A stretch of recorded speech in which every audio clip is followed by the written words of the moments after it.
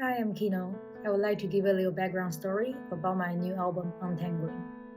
Untangling has 9 tracks, and they are all about either aspects or elements of my relationship to my dad. February is my dad's birthday month, therefore, I released this album this month. My dad was a very charming man, but he was also alcoholic and abuser. So it wasn't very easy for me to keep reminding myself about all the love and hope and happiness when growing up. Therefore, it made me an art girl, which was a track in the album. And also, I need to constantly find distraction in my life so I could not think about, my trauma and all that. Therefore, there are tracks like Run, Run, Stop, which is about keep chasing excitement and distraction in the world so I don't have to stop and feel all those feelings.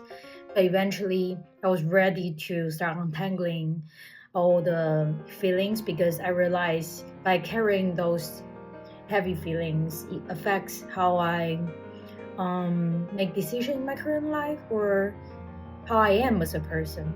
Because it's very hard for me to get out of my routine, and I realized that's probably deeply related to I didn't have much of the routine and security as a kid.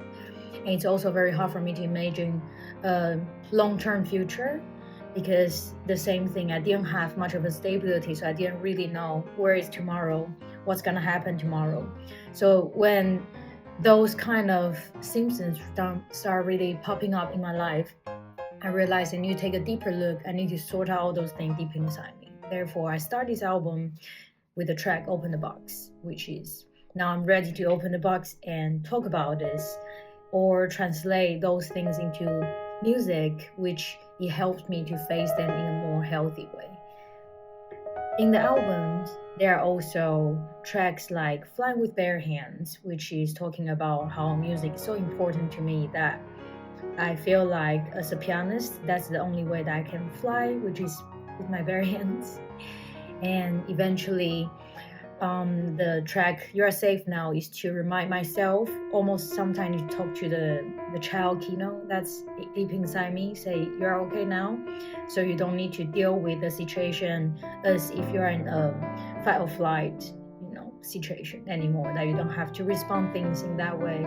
You are safe and you can calm down and you can think through things. There's no rush and there's no threat around you anymore. And eventually, the last track, Forward, is about keep going forward to the future and remind myself to maintain this attitude.